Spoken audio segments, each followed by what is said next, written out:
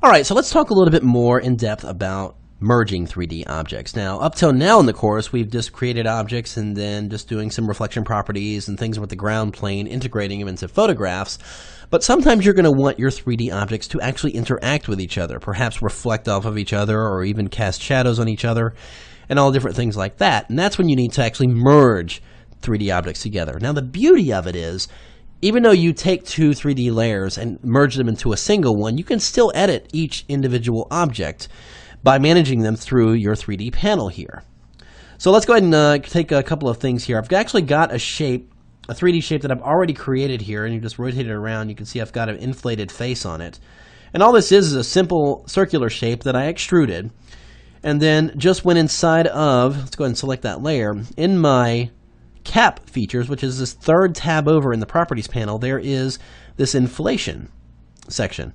And you go in here and you can actually, let's go ahead and just kind of rotate this so you can see.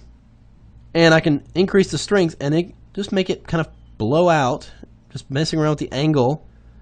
And you can get kind of a rounded shape coming out of there. So this kind of a concave or convex look to it. And you can do all kinds of different things there, just making that just bulge out. So got my shape extruded and inflated in the face a little bit. So now, next thing is I have a text object. So here I have just a text going around a path here. It just says Photoshop CS6 3D. And this I'm going to go ahead and convert into a 3D object as well. So just go into 3D, new 3D extrusion from selected path. Oh, no, I don't want it to be the path, rather it's the selected layer, which is the text. There we go. So you can see it extrudes it. The extrusion itself is a little deeper than I would like it to be. So let's select that Photoshop CS6 3D layer and just bring the extrusion down a little bit. There we go. So now you can see that this text is casting a shadow on the ground plane, but I actually want it to be interacting with my round circular shape behind it. But you can see here in the layers panel that they are two individual layers. So I'm not able to have those interact until I merge them together. So I'm going to go ahead and hold down the Shift key and select both layers. And with them both highlighted, I'm just going to go into the 3D menu and down here and choose Merge 3D Layers. Now you can see now the objects are merged together, and now the text is casting its shadow on that rounded shape. If I grab this and let's go ahead and just move our current view, you can see that it's protruding out of there and casting the shadow. I'm going to go ahead and take this and push the text back a little bit in space. Select that layer and just push it back here. I think my inflation is a little bit bigger than I want that to be. And this is the beauty here. Notice I'm modifying the text. Now I'm going to go in and modify that object. And let's just drop the inflation amount just a little bit here. Just a little bit. There we go. So it's not quite as much. And now those objects are merged together. So now I'm just going to add a couple of more properties here. If I go back into that front inflation of this rounded object, I'm going to increase the reflection quite a bit. And let's just take it up to 50. And at this point, I want to do a quick render and just see what I've got going on here. So I'm going to hold down Shift, Option, Command, R. Or press R, and then we'll go ahead and do a render, and you can see it's reflecting that element in the surface there. The shadow looks pretty good. It seems a little harsh. So let's go in there into the environment settings.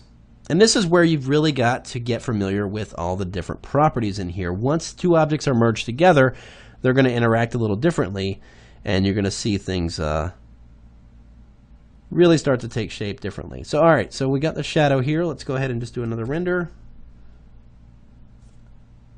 And we're looking pretty good. So merging the objects certainly gives you a little bit more room to play with. Reflecting properties, casting shadows, different things like that. In fact, I think I'm going to soften the shadows in this just a little bit. Let's bring that up to around 30. And there we go. So let's do that. So there we have it. So again, you can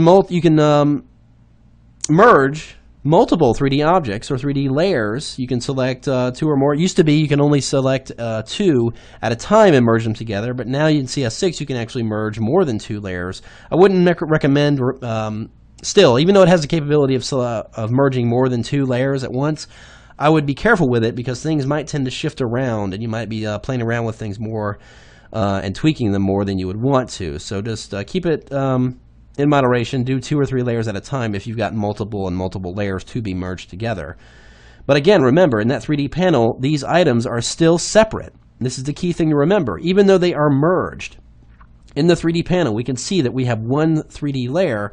Here in the 3D panel, we still see those 2 individual line items. We've got layer 1, which is that background yellow shape, and then we have Photoshop CS6 3D layer, which is the text layer for that item. So we can go in there and even modify that text. Remember what I was talking about, even being able to edit the text after you've gone a certain distance?